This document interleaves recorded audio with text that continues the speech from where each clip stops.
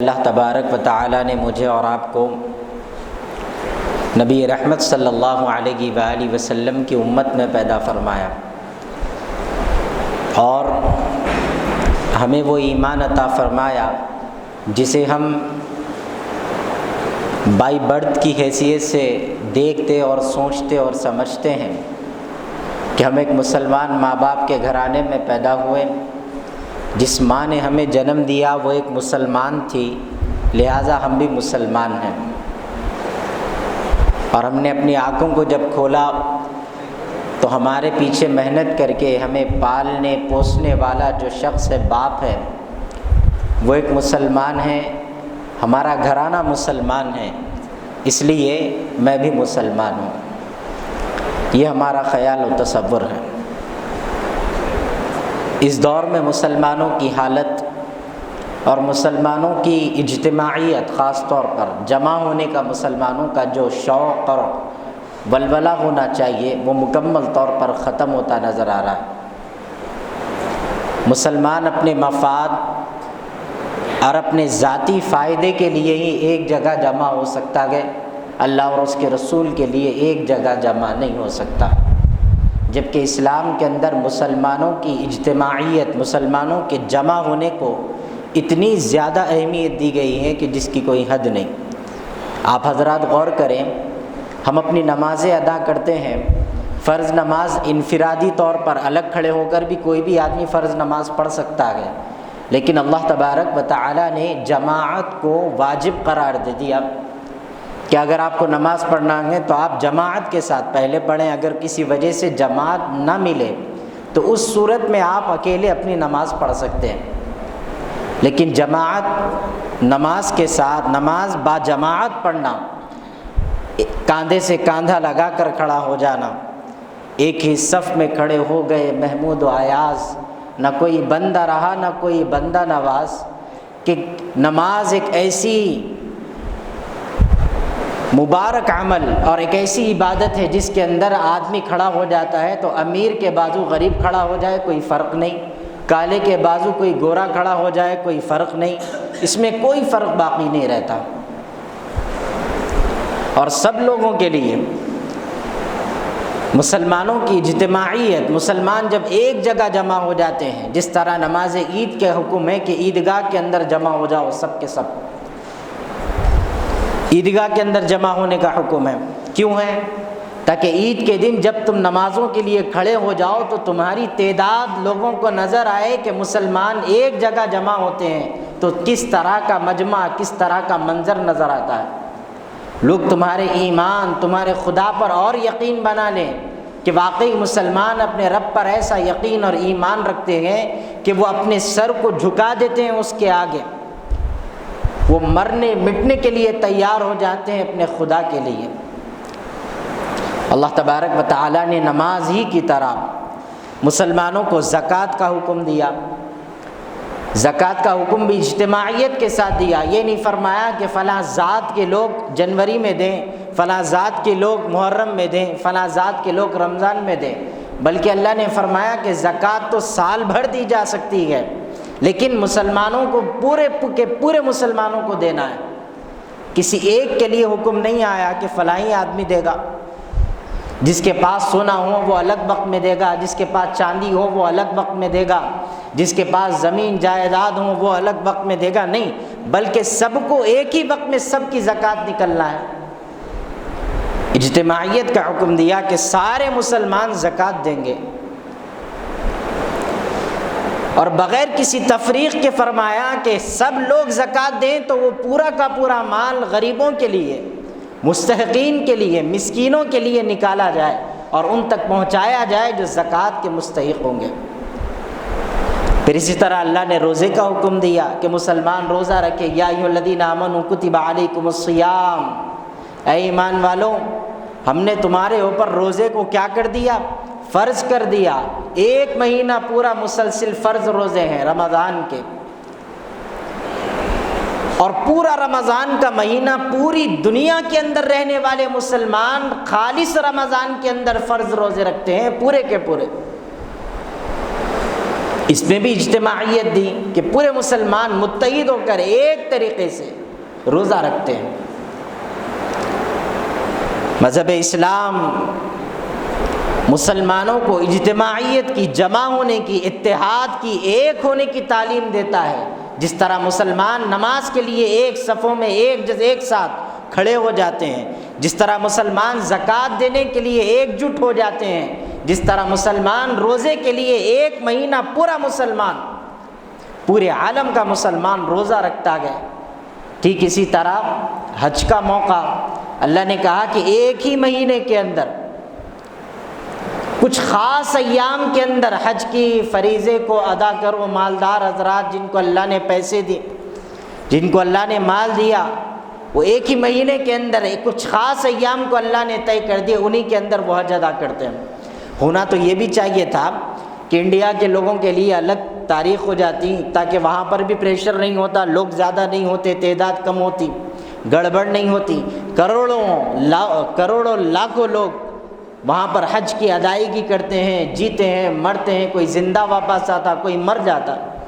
ممکنات میں سے تو یہ تھا کہ بھئی الگ الگ وقت میں حج کا حکم دیا جاتا، لیکن آپ غور کیجئے اللہ تبارک و تعالی نے حج کے حکم کو بھی اجتماعیت کے اوپر فوقیت دی اور فرمایا کہ سارے مسلمان مالدار جن کے اوپر حج فرض ہے وہ حج ادا کریں، انہی دنوں میں کریں جن دنوں میں ہم نے حکم دیا۔ انگریز امریکہ کا پلنے والا کھانے والا بھی وہیں پر آ کر کھڑا ہو جاتا، انڈیا کا رہنے والا بھی وہیں آ کر کھڑا ہو جاتا، بلکہ ہر ملک کا آدمی، کالا ہو، گورا ہو، عربی ہو، عجمی ہو، ہندوستانی ہو، پاکستانی ہو، کہاں کا بھی ہو، وہ جا کر کھڑا ہوا ہے حرم کے اندر، اور ہر آدمی وہ مقدس جگہ پر کھڑے ہو کر اپنی اپنی زبان میں اللہ تبارک و تعالیٰ سے اپنی التجائیں کرتا ہے۔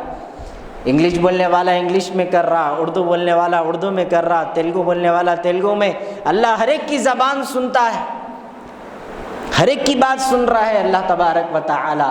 اور ایسی جگہ جہاں کے فوٹوز آتے ہیں تو لوگ دیکھ کے بولتے ہیں ارے بھائی کیا مجمع ہے یہ مسلمانوں کا، پوری دنیا اسے کور کرتی، پوری دنیا اسے میڈیا میں بتاتی ہے کہ دیکھو یہ مسلمانوں کا مجمع ہے جنہوں نے حج ادا کیا ہے۔ یہ کیوں بتانے کا حکم دیا گیا؟ یہ اس لیے اسلام بھید بھاؤ کو ختم کرتا ہے، اسلام بڑے چھوٹے کو ختم کرتا ہے۔ اسلام یہ کہتا ہے کہ رسول اللہ صلی اللہ علیہ وسلم کی تعلیمات یہ ہے کہ اگر کوئی چھوٹا بڑے کو سلام نہ کرے تو بڑا چھوٹے کو سلام کرے، یہ اسلام کی تعلیمات ہے۔ اگر کوئی ایک دشمن دوسرے کو دیکھ کر بھاگے، راہ فرار اختیار کرے، تو دوسرے کو حکم دیا گیا کہ وہ پہل کرے، اس سے سلام کرے، اس سے بات کرے اور اپنے تعلق کو دوستی میں تبدیل کرے، دشمنی کو ختم کرے۔ یہ اسلام کی تعلیمات۔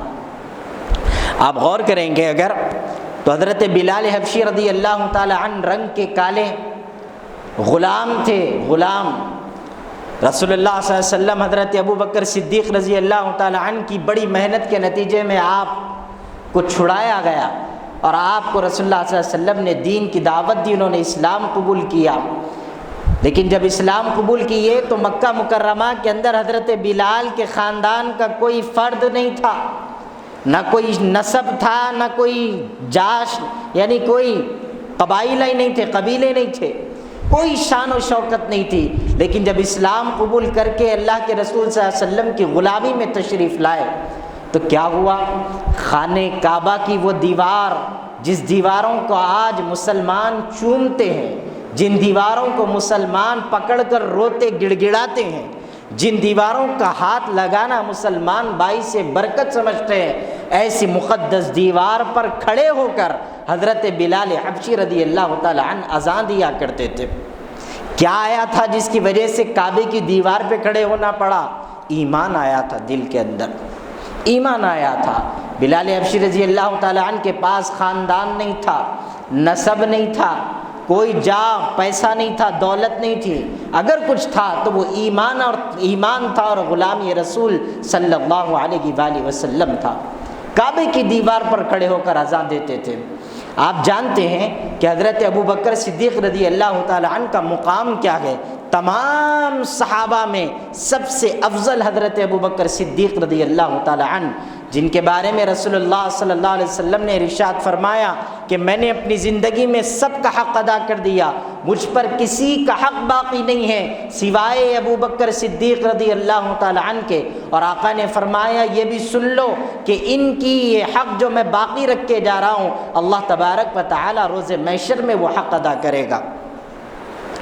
اور آقا صلی اللہ علیہ وسلم نے فرمایا کہ اے ابو بکر، میں جب اپنی قبر سے اٹھوں گا اکیلا نہیں اٹھوں گا، میرے ہاتھ میں تمہارا ہاتھ ہوگا، دوسرے ہاتھ میں عمر ابن خطاب رضی اللہ تعالی عنہ کا ہاتھ ہوگا، میں تم دونوں کا ہاتھ لے کر اپنی قبر سے اٹھوں گا، تم میرے ساتھ اٹھائے جاؤ گے۔ ایسے جلیل القدر اور ایسے عظیم صحابی حضرت ابو بکر، حضرت عمر کے ساتھ بلال حبشی کا کوئی مقام نہیں تھا، چہرے کے کالے جنہیں دیکھنا کوئی پسند نہ کرے۔ کتابوں میں لکھا گیا ان کے ہونٹ موٹے موٹے تھے حبشیوں کی طرح، لیکن اس کے باوجود حضرت بلال حبشی رضی اللہ تعالی عنہ کے پاس نہ خاندان ہے، نہ خاندان کا نسب ہے، نہ دولت ہے، اس کے باوجود آپ حضرات صحابہ میں حضرت ابو بکر، حضرت عمر کے ساتھ اٹھنا بیٹھنا آپ کی زندگی تھی۔ کیا وجہ؟ ایمان تھا۔ کیا تھا؟ ایمان تھا۔ اور حضرت ابو بکر کو بھی پتہ ہے، حضرت عمر کو پتہ ہے، صحابہ کو پتہ ہے، جن لوگوں نے ایمان لایا ان سب کو پتہ ہے کہ اسلام کالے گورے کی تمیز نہیں سکھاتا، مالدار غریب کی تمیز نہیں سکھاتا، بلکہ اسلام کہتا کہ ایک ہو جاؤ، متحد ہو جاؤ، جڑ جاؤ۔ جس طرح ایک ہاتھ کو مکمل طور پر باندھ لینے سے اس کی طاقت بڑھ جاتی ہے مسلمانوں کو، اسی طرح ایک جٹ متحد ہونا ہے۔ اور متحد صرف اور صرف ایمان والا ہو سکتا ہے، وہ بھی قرآن مجید کی بنیاد پہ ہو سکتا ہے۔ لیکن آج مسلمان فرقوں میں پڑا ہوا ہے، مسلمان کبھی ادھر کبھی ادھر، آج مسلمان تفریقوں میں پڑا ہوا ہے۔ جس طرح اللہ نے قرآن کے اندر فرمایا وَاعْتَصِمُوا بِحَبْلِ اللَّهِ جَمِيعًا وَلَا تَفَرَّقُوا، کہ تم اللہ کی رسی کو مضبوطی سے تھامو۔ کیا ہے اللہ کی رسی؟ اللہ کی رسی اللہ کا لایا ہوا دین ہے، بھیجا ہوا دین ہے، رسول اکرم صلی اللہ علیہ وسلم کا لایا ہوا دین اسلام ہے۔ نہ یہ اسلام پسند، نہ یہ دین پسند، دین بیزار مسلمان آج زندگی گزارتے ہیں، نام کا مسلمان، مجبوری کو ہم زندگی گزار رہے ہیں کہ ہم مسلمان ہیں، نہ ہمیں اسلام پسند ہے، نہ اسلام پہ چلنا پسند ہے۔ ہم تو چاہتے ہیں کہ دنیا میں تیرا نام رہے، کیا یہ ممکن ہے کہ ساقی نہ رہے جام رہے؟ لیکن مسلمان متحد کہاں ہوگا؟ اسلام کہتا کہ بھائی آپ فرق نہ کرو ایک دوسرے میں۔ رسول اللہ صلی اللہ علیہ وسلم نے فرمایا کسی عربی کو کسی اجمی پر فوقیت نہیں ہے، کسی کو کسی پر نہیں ہے۔ کوئی کالا گورے کو کچھ نہیں بول سکتا، گورا کالے کو نہیں بول سکتا، ہم ایک دوسرے پر نام نہیں رکھ سکتے، نقش و نگار نہیں رکھ سکتے کہ کیا کر رہا۔ آج ہمارے یہاں چہروں پر فرق ہے، ہم چہرہ دیکھ کر بات کرنا چاہتے ہیں، آج ہم پیسہ دیکھ کر بات کرنا چاہتے ہیں۔ اسلام تو روکتا ہے ان چیزوں سے، اسلام تو کہتا ہے کہ تم ایمان کے رشتے کو آگے بڑھاؤ۔ خاندان، تمہارا خاندان مسلمانوں کو یاد رکھنا چاہیے۔ اللہ تبارک و تعالی نے قرآن مجید کے اندر فرمایا یا ایھا الناس انا خلقناکم من ذکر و انثی وجعلناکم شعوبا وقبائل لتعارفوا، کہ اے لوگوں ہم نے تمہیں پیدا کیا ایک مرد ایک عورت سے۔ کون ہے وہ ایک مرد اور ایک عورت؟ حضرت آدم اور حضرت حوا علیہ السلام۔ ہم نے تمہیں پیدا کیا ایک مرد اور ایک عورت سے، اور اللہ تعالیٰ اس میں پورے لوگوں سے مخاطب ہے، نہ صرف مسلمانوں سے، کافروں سے، عیسائیوں سے، یہودیوں سے، نصرانیوں سے، فلسطین پر ظلم کرنے والوں سے، ہر ایک سے اللہ تبارک و تعالیٰ مخاطب ہے اور کہتا ہے یا ایھا الناس، اے لوگوں سنو، ہم نے تمہیں پیدا کیا ایک مرد اور ایک عورت سے، آدم و حوا سے، اور تمہیں زمین پر بھیج دیا۔ یاد رکھو ہم نے تمہیں قبیلوں میں بانٹا، قبائل میں بانٹ دیا، نسلوں میں بانٹا، تاکہ تمہاری پہچان بنے، پہچان کے لیے تمہارا خاندان ہے، کہ تم پہچانے جاؤ کہ تم فلاں کی اولاد ہو۔ جس طرح آج بھی مسلمان فخر سے کہتا کہ میں آدم کی اولاد ہوں، بولتے ہیں نہیں بولتے؟ یہ آپ کے لیے پہچان نہیں ہے کہ آپ مسلمان ہیں؟ ٹھیک اسی طرح آپ کہہ سکے کہ میرا باپ فلاں ہے، میرا دادا فلاں ہے، بس اتنا ہی آپ کے تعارف کے لیے یہ کہا گیا کہ تمہیں خاندانوں اور قبیلوں کے اندر بانٹ دیا گیا۔ لیکن اگر تم خاندان کا نام لے کر بانٹو گے ایک دوسرے کو کہ میری ذات بڑی ہے تیری ذات چھوٹی ہے، میں فلاں خاندان کا تو فلاں خاندان کا، تو رسول اللہ صلی اللہ علیہ وسلم نے فتح مکہ کے بعد مسلمانوں سے اور تمام لوگوں سے خطاب کرتے ہوئے فرمایا تھا، یہ کہا تھا کہ جاہلیت کے دور کے اندر جس طرح تم اپنے خاندان پر ناز کرتے تھے اللہ نے اسے ختم کر دیا۔ اگر آج کے بعد کوئی ذات کے نام پر تفریقے کرے گا، بانٹ دے گا ایک دوسرے کو، ایک مسلمان کو دوسرے مسلمان سے جدا کرے گا تو اس کا ٹھکانہ جہنم ہے، تم یاد رکھ لینا۔ اللہ کے رسول صلی اللہ علیہ وسلم نے فرمایا کہ تم متحد ہو جاؤ، ایک ہو جاؤ، ایک ایسی جماعت ہو جاؤ جو ایک اللہ کی ماننے والی ہو جائے۔ ہم مسلمانوں کا اللہ ایک ہے۔ حضرت مولانا حمید الدین اسامی عاقل صاحب نور اللہ مرقدہ اپنی پوری زندگی یہ کہا کرتے تھے، اتنی مبارک بات ہے کہ آپ غور کریے کہ ہمارا خدا، ہمارا رب، ہمارا اللہ ایک ہے، ہمارا قرآن ایک ہے، ہمارا رسول ایک ہے جو ہمارے پاس بھیجا گیا۔ آپ تعجب کریں گے کہ آج مسلمان تفریقوں میں پڑا ہوا ہے، مسلکی اختلافات میں پڑا ہوا ہے۔ مسجد مسلمانوں کے مراکز ہے، مساجد یہ مرکز ہے مسلمانوں کا۔ اللہ نے حکم دیا کہ تم جمعہ کے دن مسجدوں کو آ جاؤ، کب آؤ؟ یا ایھا الذین آمنوا اذا نودی للصلاۃ من یوم الجمعہ فاسعوا الی ذکر اللہ وذروا البیع۔ اللہ نے کہا کہ تم کاروبار کی فکر چھوڑ دو، دوڑے آؤ مسجدوں کی طرف جمعہ کے لیے، اور جمعہ کے بعد پھر اپنے کاروبار کی طرف جاؤ، اپنی برکتوں کو تلاش کرو، اپنے رزق کو ڈھونڈو۔ لیکن آج مسلمان صبح سے کاروبار میں مصروف ہے، جمعہ کو آنے کے لیے ان کے پاس وقت نہیں ہے۔ اللہ کا حکم کچھ اور ہے، بندہ کرتا کچھ اور ہے۔ رسول اللہ صلی اللہ علیہ وسلم کی زندگی میں مسجد نبوی کے اندر یہی اصول تھا، یہی طریقہ تھا کہ نماز جمعہ تک صحابہ کاروبار پر جاتے ہی نہیں تھے، لیکن آج افسوس ہے کہ کاروبار تو دور کی بات ہے، آج مسلمان جمعہ ہو یا غیر جمعہ ہو ظہر تک نیند سے بیدار نہیں ہوتا، کاروبار پہ کب جائیں گا؟ میرے عزیز بزرگوں اور دوستوں، مسلمانوں کے اتحاد کا مرکز یہ مسجدیں ہیں، یہ مسجدیں ہیں جہاں پر ہم بیٹھے ہوئے ہیں۔ آج یہ اتحاد کے مرکز میں آپ دیکھو کیسی ویرانی چھائی ہوئی ہے، کوئی نہیں ہے آپ کا۔ یاد رکھیے اللہ تعالیٰ نے ہم سے پہلے بھی ایک امت مسلمہ بنائی تھی جو تقریباً 1800 سے 2000 سال تک چلی گئی، جس کے بعد اس کا خاتمہ ہو گیا۔ کون سی امت مسلمہ تھی؟ وہ امت مسلمہ بنی اسرائیل کی تھی، جس کو اللہ تعالیٰ نے قرآن مجید کے اندر فرمایا یا بنی اسرائیل اذکروا نعمتی التی انعمت علیکم وانی فضلتکم علی العالمین، کہ بنی اسرائیل جسے اللہ تعالیٰ نے ایسی ایسی نعمتیں دی کہ پوچھیے مت۔ آسمان سے منہ سلوہ اترتا تھا، جنت کا کھانا، اور اللہ نے فرمایا ہم نے تمہیں فضیلت دی ہے، تمہیں بڑا مقام و مرتبہ تمہارا بڑھایا۔ ایسی امت مسلمہ جس کے اندر ایک نبی نہیں آئے ہماری طرح، جس کے اندر ہر دور میں دو نبی تھے، ہر دور میں دو نبی کی جوڑی تھی، ایک نبی جاتا تو دوسرا ان کی جگہ آ جاتا۔ اللہ نے اس امت مسلمہ کا پیچھا نہیں چھوڑا نبیوں کے ذریعے سے، اور ہر نبی اپنے لوگوں کو سمجھانے سکھانے کے لیے تھا۔ لیکن جب بنی اسرائیل نے اپنے اوپر اتاری گئی کتاب توریت کو اٹھا کر، جس طرح ہم آج قرآن مجید کو بابرکت سمجھ کے اٹھا کر تابدانوں کی زینت بنا دیے، اسی طرح جب بنی اسرائیل نے اپنی اللہ کی اتاری ہوئی کتاب کو اٹھا کر رکھ دیا، اس پر غور کرنا چھوڑ دیا، جس طرح اللہ نے قرآن کے لیے فرمایا افلا یتدبرون القرآن، کہ تم قرآن پر تدبر کرو، غور کرو کہ تمہارا رب تم سے کیا چاہتا ہے۔ ہم آج نہیں پڑھنا چاہتے، نہیں سننا چاہتے قرآن، اور آج ہم نے تابدانوں کی زینت بنا دی۔ بنی اسرائیل نے اسی طرح اپنے اوپر اتاری گئی کتابوں کو اٹھایا اور تابدانوں کی زینت بنا کر کہہ دیا کہ یہ ہمارے رب کی اتاری ہوئی کتاب ہے، بہت زیادہ متبرک ہے، لیکن ہم اسے پڑھیں گے نہیں۔ جس طرح آج مسلمان ایصال ثواب کے لیے قرآن کو یاد کرتا ہے، اسی طرح وہ بھی اپنے ایصال ثواب کے لیے قرآن کو یاد کرتے تھے۔ انہوں نے اللہ کو بھول دیا، اس طرح بھلا دیا کہ وہ اللہ کی عبادت سے ایسے غافل تھے کہ اللہ کی انہیں یاد بھی نہیں آتی تھی۔ جس طرح اس دور میں اس وقت میں مسلمانوں کی صورتحال ہے، تو کیا خیال ہے کہ وہ امت مسلمہ کے بارے میں اللہ نے کہا ہم نے تمہیں بہت زیادہ فضیلت دی، تو یہ مسلمان جو آج زندگی گزار رہے ہیں رسول اللہ صلی اللہ علیہ وسلم کی امت ہے، اللہ نے انہیں کیا کہا؟ اللہ نے انہیں کہا خیرکم من اللہ تبارک و تعالیٰ نے ان کے متعلق ارشاد فرمایا، کیا کہتے ہیں اللہ تبارک و تعالیٰ؟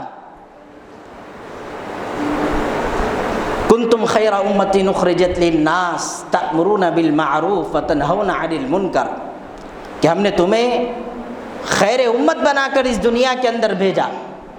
خیر امت کون ہے؟ میں ہوں، آپ ہیں، یہ سارے لوگ آج جو نظر آ رہے ہیں جس کے بارے میں اللہ کہا کنتم خیر امۃ اخرجت للناس، کہ ہم نے تمہیں نکالا تمام لوگوں میں سے الگ تھلگ کر کے، تم نکالے گئے، تم آئے نہیں۔ ہم آپ بیڑی پینے والا، شراب پینے والا، گانجا مارنے والا، قاتل، ذلیل ہونے والا، ذلت کو برداشت کرنے والا، ہر وہ مسلمان جو صرف کلمہ پڑھ لے لا الہ الا اللہ محمد رسول اللہ، یہ زندگی میں ایک بار بھی پڑھ کے غفلت میں زندگی گزارنے والا، اس کے بارے میں اللہ تبارک و تعالیٰ ارشاد فرما رہے ہیں، کیا فرما رہے ہیں؟ کہ تمہیں نکالا گیا ہے، کنتم خیر امۃ اخرجت للناس، تمہیں نکالا گیا، ہر ایک فرد کو نکالا گیا، چنے ہوئے تھے ہم لوگ کہ تم اللہ کے رسول کی امت بنائے جاؤ گے اور تمہیں بڑا کام دیا جائے گا جو کسی کو حاصل نہیں ہوا۔ وہ کیا؟ کہ تم امر بالمعروف و نہی عن المنکر پہ کام کرو گے، کہ تم نیکی کی دعوت دو گے اور نیکی پر عمل کرو گے، برائی سے لوگوں کو روکو گے، اس لیے تمہیں پیدا کیا گیا۔ تم سڑکوں پر کھڑے ہو کر لوگوں کی غلامی، لوگوں کی مخبری کرنے کے لیے پیدا نہیں ہوئے، تم لوگوں کی چاپلوسی، لوگوں کے جوتے سیدھے کرنے کے لیے پیدا نہیں ہوئے، تم تو پیدا کیے گئے تاکہ تم اس رب کے آگے اپنے سر کو جھکا بیٹھو جس نے تمہیں پیدا کیا، اس لیے تمہیں پیدا کیا گیا۔ آج یہ مسجدیں مسلمانوں کا مرکز ہیں، اس مسجدوں سے آج مسلمان دور ہیں، اسی لیے آج پورے ملک کے حالات، پوری دنیا کے حالات ہماری آنکھوں کے سامنے ہیں کہ ہم نے اللہ کے در کو چھوڑ دیا اور اللہ تبارک و تعالیٰ نے ہمیں آزمائشوں میں ایسے گھیرے رکھا گئے کہ ہمارے پاس سمجھنے کا بھی وقت نہیں ہے۔ فلسطین کے حالات دیکھیے، وہ مسجد اقصی میں نماز پڑھنے تڑپ رہے ہیں، بلک رہے ہیں اور اسی مسجد کے لیے مر رہے ہیں۔ آج ایک دن آئے گا انہی ویران مسجدوں میں آپ آنے کے لیے تڑپیں گے، کوئی آپ کو آنے نہیں دے گا۔ اس طرح قیامت کی نشانیوں میں کہا گیا کہ قرآن مجید لوگ بھاگے دوڑے مسجدوں کو آئیں گے اور قرآن کھولیں گے کہ ہم قرآن پڑھ لیں گے، لیکن قرآن کے ایک ایک صفحے کو صاف کر دیا جائے گا، اس میں ایک الف بھی لکھا نہیں ملے گا۔ لوگ چاہیں گے کہ قرآن پڑھے لیکن قرآن نہیں ملے گا کہ وہ پڑھ سکے۔ وہ دن کا انتظار ہے کہ پڑھنے کے لیے بھاگیں گے؟ نہیں، آج وقت ہے کہ آج قیامت سر پہ نہیں آئی، ابھی وہ دن نہیں آئے، ابھی تو مار کھا رہے ہیں، ابھی سدھرنے کا وقت ہے۔ اگر آج مسلمان اپنے آپ کو تبدیل نہیں کرے گا تو یاد رکھیے مسلمانوں، بہت زیادہ ہمیں اور امتحانات اور آزمائشیں ہوں گی، جانوں کی قربانیاں دینی پڑیں گی، پھر بھی ہم اگر نہیں سنبھلیں گے تو اللہ کا عذاب ہمارے سروں پر آج بھی ہے، آگے اور چلتا رہے گا۔ آج ہمارا خیال ہے کہ یہ حکمران جو آتے ہیں ہمارے اوپر، ظالم بادشاہ جو آتے ہیں ہمارے اوپر، کیا خیال ہے آپ کی ووٹنگ سے آتے؟ آپ کی ووٹنگ سے آتے؟ مسلمانوں کا ایمان ہے، ایمان ہے مسلمان کا کہ جب وہ زمین کے اوپر رہ کر گناہ بڑھا دیتا ہے، اللہ کی نافرمانی بڑھا دیتا ہے، اللہ تبارک و تعالی ظالم اور جابر حاکموں کو ان کے اوپر مسلط کر دیتا ہے۔ جس طرح آج یہ وقت کا وزیر اعظم مودی ہے آپ کے لیے، نام لیتے کہ اماں وہ ڈینجر ہے جی، کمینہ ہے، وہ ہے، تم کیا ہے؟ تمہارے اعمال نے اس کو ہمارے اوپر مسلط کیا، جس نے ہماری شریعت کے اوپر نشانے ڈالے، لیکن مسلمان سوتا رہا۔ نیند سے بیدار ہونے کا وقت نہیں ہے، متحد ہونے کا وقت نہیں ہے، ایک ہونے کا وقت نہیں ہے۔ بے شمار ایسی باتیں ہیں اگر آپ کے سامنے رکھنے کے لیے بیٹھے، ٹائم کس کے پاس ہے بولیے؟ سچائی کے ساتھ مجبوری ہے آپ کی یہ بیٹھ کے میرے کو برداشت کرنا، ورنہ آپ کے دل میں تو آپ لوگ نیک ہوں گے، مگر مسلمانوں کے دل میں اس بات کا کوئی شوق بھی نہیں ہے کہ جو ہے بیٹھے مسجدوں کے اندر سنیں سمجھیں اپنی بات کو۔ کسی کے پاس اس کا وقت نہیں ہے، سب کو اپنے کاروباروں کی پریشانی، سب کو اپنے مسائل ہے کہ بھائی ختم کرو، نماز پڑھاؤ، جانا ہے۔ لیکن یاد رکھیے، اے غفلت چلتی رہے گی تو چلی، مگر انشاءاللہ وہ دن ضرور اللہ آپ کو دکھائے گا کہ روز محشر میں آپ کھڑے ہوں گے اور آپ سے جب پوچھا جائے گا اور آپ بولیں گے مولا ایک وقت کی اجازت دے وہی مسجد میں ایسا جا کے سانس لے کے آ جاتا ہوں، لیکن اللہ بولیں گے نہیں اب جانے کی اجازت نہیں ہے۔ آج آنے کیسا بے چین ہو رہے ہیں۔ کسی شاعر نے کہا تھا کہ مسجد تو بنا دی پل بھر میں ایمان کی حرارت والوں نے، من اپنا پرانا پاپی ہے برسوں میں نمازی بن نہ سکا۔ مسجداں بن رہے ہیں، اے سی لگاؤ، لوگ آئیں گے نماز کو، فینہ بڑھا دو، لوگوں کو تکلیف نہیں ہونا۔ ارے آنے والا کون ہے جی؟ پیچھے پلٹ کے دیکھو آپ اپنی مسجد کو، اب مر گئے مسلمان علاقے کے؟ بولو آپ، فجر کی نماز میں آ کے دیکھو، یہ علاقہ مسلمانوں کا نظر نہیں آئے گا آپ کو، یہ شمشان نظر آئے گا، شمشان۔ پھر مسلمان کیا ہے؟ مسلمان یہ مسجدوں کے اماموں کی ذمہ داری ہے، مسجدوں کے خطیبوں کی جو تقریر کرنے والوں کی ذمہ داری ہے کہ وہ مسلمانوں کو ان باتوں کی طرف لائے، سچائی بتائیں، دین بتائے، اسلام بتائے، نوجوانوں کو سمجھائے کہ ایک مسلمان اگر دوسرے مسلمان کو تکلیف دیتا ہے تو سرکار نے کیا کہا کہ ایک مسلمان دوسرے مسلمان کے لیے ایک عمارت کی طرح، اینٹ کی طرح ہے، کہ ایک مسلمان اگر دوسرے کے بازو کھڑا ہو جاتا ہے تو طاقت کی طرح ہے۔ لیکن آج وہی مسلمان دوسرے مسلمان کا قتل کرتے ہوئے سوچتا نہیں، مار دیتا انہیں۔ کہاں سے آیا اتنا زیادہ غصہ، یہ قتل کرنے کے جذبات، جس کو اللہ کہتا کہ تم اگر قتل کرو گے اس کا بدلہ یا تو پھر قتل ہے، اس کا بدلہ یا تو پھر قتل ہے یا تمہارا ٹھکانہ جہنم ہے۔ لیکن بندہ جہنم کا سودا کر رہا مسلمان اور قتل کر دیتا زمین پہ۔ اگر خیال یہ ہے کہ صرف مسلمان کو مارے تو جہنم ملتی، شاید تو یاد رکھیے آپ کسی غیر کو بھی نہیں مار سکتے۔ چونٹی کو مارنے کا حکم اسلام نہیں دیتا، اور ہم تو آج انسانوں کی سر عام جان لے رہے ہیں۔ تو فلسطین میں مسلمانوں کا قتل کرنے والا وہ ظالم جس کے لیے آج مسلمان اسٹیٹسوں پہ ویڈیو لگا رہا، اس میں اور یہ مسلمان میں کوئی فرق نہیں ہے، دونوں برابر ہیں۔ یہاں کا قاتل بھی وہی قتل کر رہا، وہاں کا قاتل بھی وہی قتل کر رہا، دونوں میں کوئی فرق نہیں ہے۔ صرف تم ایک لبادہ اڑے ہوئے ہو کہ تم مسلمان ہو، تمہاری زبان پہ کلمہ پڑھ کے تم کہہ رہے ہو کہ تم مسلمان ہو، لیکن تمہارے دل میں تو نفرت ہے مسلمانوں کے لیے۔ تم کہتے ہو زبان سے کہ میں مسلمان ہوں، ہو نہیں، مگر تمہارے دلوں میں نفرت پل رہی مسلمانوں کے لیے۔ میرے عزیز بزرگوں اور دوستو، اللہ کے لیے ایک ہو جائیے۔ ائمہ مساجد، خطبائے مساجد کی ذمہ داری ہے کہ وہ مسجدوں سے مسلکی اختلافات کو بیان کرنا ختم کرے، لڑانا ختم کرے، فاتحہ کے مسائل کو ختم کرے، لڑاؤ جھگڑاؤ، اس کا ہاتھ یہاں بنا انہیں ہاتھ وہاں بنا، یہ مسائل کو ختم کر دیں، مسجدوں کو اللہ کی عبادت کے لیے خاص کر دیں۔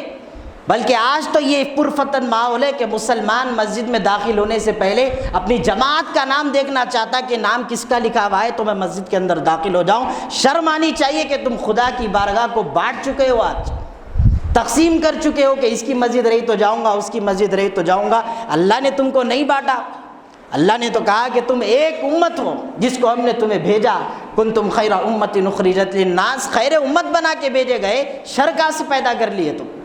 یہ تمہاری مکاری ہے، یہ چولے پہنے ہوئے عالموں کی دغلا پن ہے، جن کو پیسے کھانے کے لیے، لالچ کے لیے آج تمہیں بانٹ کر وہ اپنی روٹیاں سیک رہے، پیسے کھا رہے۔ ان کے پیچھے مت نکلو میرے عزیزو۔ اللہ نے قرآن دیا، قرآن خود پڑھو، اس پر خود غور کرو، افلا یتدبرون القرآن، کہ تم تدبر کرو قرآن کے اوپر، غور اور فکر کرو قرآن کے اوپر، تم سمجھو قرآن کو کہ اللہ تم سے کیا چاہتا ہے۔ نہیں، ٹائم نہیں ہے وہ صاحب، دیکھو پڑھنے نہیں آتا۔ نوجوانوں کی بڑی تعداد ہے جو قرآن پڑھنا نہیں جانتی، آپ کو شرم آئیں گے۔ آپ خود اپنے گھروں میں جا کے اپنے بچے کو قریب بلاؤ، غصے سے نہیں، بلا کر بس ہاتھ میں پارا دے دو، بولو بیٹے ذرا پڑھ کے بولو، کتنی بھی عمر ہوں گی اس کی پرواہ نہیں ہے، آپ دے دو۔ اگر آج یہ کام نہیں کریں گے، کل کے دن اتنے جوتے کھائیں گے قبر کے اندر انشاءاللہ۔ یہ جو آج بیٹھ کے آپ میرے کو برداشت کریں، یہ پورا سین گھومیں گا کہ بول رہا تھا جی انہیں میں سنا نہیں، بلکہ سمجھ میں آ رہا۔ اپنے گھروں میں اپنے بچے کو قریب کرو اور قرآن اس کے ہاتھ میں دے کے بولو ذرا پڑھ کے بتاؤ۔ اگر آپ کی اولاد تجوید کے ساتھ صحیح طور پر قرآن پڑھتی ہے تو یاد رکھنا یہ تمہاری قبر کے لیے سکون ہے، آخرت کا ساز و سامان ہے۔ اگر آپ کی اولاد قرآن نہ پڑھ سکے تو یاد رکھ لیجئے یہی اولاد کل روز محشر میں آپ کا گلا پکڑ کے اللہ کے سامنے گلا کرے گی کہ مولا یہ میرا باپ تھا، کمانے کا طریقہ سکھایا، کیسا ہڑپنا، کیسا کھانا، کیسا پینا، حرام حلال سب چھوڑ کے کھلایا پلایا، مگر میرے اللہ انہیں میرے کو قرآن نہیں سکھایا، اس کو مارو میرے کو نکو مارو، اور انہیں بے قصور رہیں گا اس دن، اس پر کوئی بات نہیں ہوگی، اس سے کوئی سوال نہیں ہوگا، اس کی اولاد سے بھیج دیا جائے گا اسے جنت کے اندر، اور آپ جہنم میں پیسے اور مار کھائے جائیں گے، کیونکہ انہیں بے قصور ہے۔ اس کے سرپرست تو آپ تھے نہیں تھے؟ جس طرح آپ باپ ہے تو آپ کو یہ معلوم بلڈنگ بنانا ضروری ہے بچوں کے واسطے، جائیداد رکھ کے جانا ضروری ہے بچوں کے واسطے، اسی طرح قرآن پڑھانا، قرآن پڑھنے آنا آپ کی اولاد کو ضروری تھا آپ کے اوپر کہ آپ اسے قرآن کی تعلیمات دیتے۔ انگلش میڈیم اسکولس میں آپ اپنے بچوں کو پڑھا رہے ہیں، اردو کی کتاب دے کے بولو ذرا اردو پڑھو، بولو، آپ کو افسوس ہوگا۔ میں ایک بات بولتا ہوں، کبھی معلوم کرو، دین پورا کا پورا عربی زبان کے بعد اردو کے اندر محفوظ ہے، اور آج کی نسل اردو نہیں پڑھتی ہے، کیا ہوا؟ ہندی لے لیا ہوں۔ قرآن تو رومن میں آ گئی، آج رومن میں آ گئی واٹس ایپ کی بنیاد پر، کہ لوگوں کو واٹس ایپ پہ میسج، جاہل سے جاہل آدمی واٹس ایپ پہ ٹیکسٹ کرنے کے قابل ہو گیا، تو اس کی بنیاد پر رومن میں قرآن آ گیا۔ کتنا قرآن بک رہا رومن میں، آپ جا کر کسی بک سیلر سے پوچھو، یا نیچے یہ ایک آپ کو مینار ہے، جا کے پوچھیے بک بیچنے والے سے، رومن میں کتنے قرآن آپ کے پاس روزانہ بک رہے، پوچھو بھائی۔ ہم بولتے ہوئے آپ کو برے دکھ رہے، آپ جا کے ایک دن جائزہ لو اپنی قوم کا، اپنے لوگوں کا۔ نہیں، ہم چاہ رہے نہیں کہ قرآن پڑھیں، ہم قرآن سے اتنی دوری اختیار کر لیے، وہی حال بنی اسرائیل کی طرح، جس طرح اللہ تبارک و تعالیٰ نے قرآن مجید کے اندر فرمایا کہ بنی اسرائیل نے جب قرآن مجید کو چھوڑ دیا، اور جب اپنے رسول کی لائی ہوئی تعلیمات کو بنی اسرائیل نے چھوڑ دیا، تو اللہ تعالیٰ نے قرآن کے اندر فرمایا ضربت علیہم الذلۃ والمسکنہ، کہ ہم نے انہیں ان کے حوالے ذلت کر دی، ان کا مقدر۔ جب بھی لوگ یاد کریں گے انہیں ذلت کے ساتھ یاد کریں گے کہ وہ لوگوں نے اللہ کی نافرمانی کی، کس طرح کے عذابات اللہ نے ان کے اوپر ڈالے۔ رات کو سوئے تھے، صبح اٹھے تو جانور کی طرح نظر آنے لگے، سب ایک دوسرے کو دیکھ کے ہنسلے رہ رہے، تو کیسا دکھ رہا، کیسا دکھ رہا، سبھی ایک جیسے دکھ رہے تھے۔ کیا بنائے تھے اللہ لوگ؟ بندر۔ میرے عزیزوں، آج جو حالات ہیں، نہیں کما کما کے گھر میں لا رہے، مہینے کو مہینہ، برکت نہیں ہے۔ نوجوانوں کیا معلوم، یہاں کے نوجوان اچھے ہیں، مگر اپنے نوجوان کو سونا معلوم، اٹھنا، بہا کے پیسے اڑانا معلوم، نہیں دیے تو چبوترے پہ بیٹھ کے عیاشی کرنا، کس کا بھی حقہ مار لینا، نہیں بولے تو ایک باٹل لے کے جوا کھیل لیتے بیٹھو چبوتروں پہ، آٹوؤں پہ۔ یہ نوجوان کا پیشہ، یہ ہے نوجوان کا طریقہ، مسلمانوں کا ہوگا۔ غیر بھی کرتا ہوں گا، اس میں کوئی شک نہیں ہے، مگر ہم کو کیوں کرنا ہے جبکہ حرام ہے، حرام ہے ہمارے مذہب میں۔ یہ نوجوان ہے، آپ بولو اپنے گھر میں برکت آ رہی، نہیں، کون گھر میں قرآن پڑھ رہا جی آپ بتاؤ؟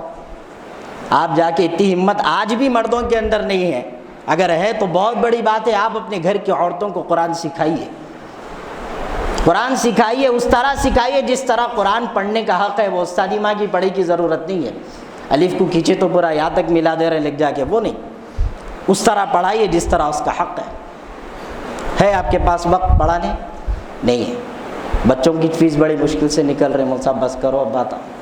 یہی صورتحال ہے، تعلیم میں سب سے پیچھے، دعوتوں میں سب سے آگے۔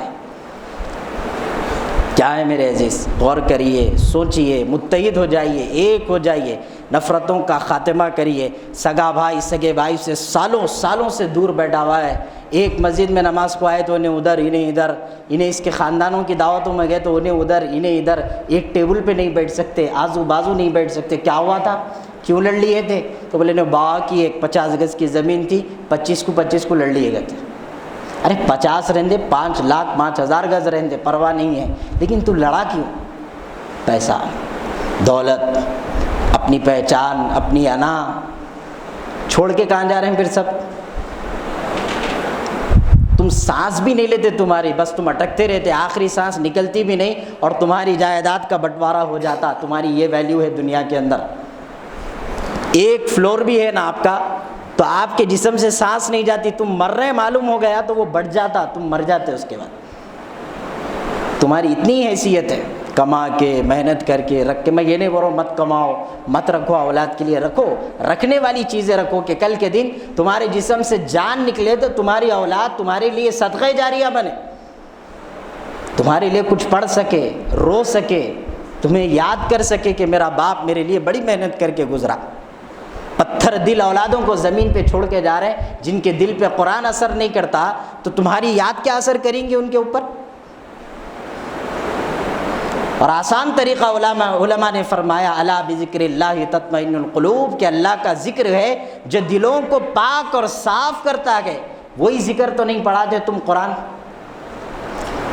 بچے کو اسکول کو روزانہ بھیجنا ہے، عربی کو جا رہا کیا پوچھتے؟ نہیں پوچھتے۔ آپ کی نسل آپ کو بخشیں گی نہیں اگر آپ اس طرح کی حرکتیں کر کے غفلت میں زندگی گزاریں گے۔ یاد رکھیے اللہ تبارک و تعالی ہم تمام کی حفاظت فرمائے۔ اللہ نے مجھے بھی اولاد دی، ان کی بھی سوچنا، آپ کی بھی، اللہ نے ہم سب کو دیا، ایک نہ ایک دن کھڑے ہو کے جواب دینا۔ تو اس لحاظ سے آج ہی وقت تربیت کا اولاد کی کر لے کے جائیے، جانے کے بعد آپ قبر میں تڑپتے رہیں گے اس کی نافرمانیوں پہ، کوئی آپ کو دلاسا دینے والا نہیں ہوگا، بلکہ ان کی غلطیوں پر الٹا آپ کو عذاب ہوتا رہے گا۔ یہ آخرت کا سودا بڑا خطرناک ہے، اس سے بچیے۔ اللہ ہم تمام کی حفاظت فرمائے، ہماری نسلوں کی حفاظت فرمائے، مسلمانوں کو متحد اور اتحاد کے ساتھ زندگی گزارنے کی توفیق عطا فرمائے۔ وآخر دعوانا الحمدللہ رب العالمین۔ جو حضرات سنت نہیں پڑھے سنتیں پڑھ لیں۔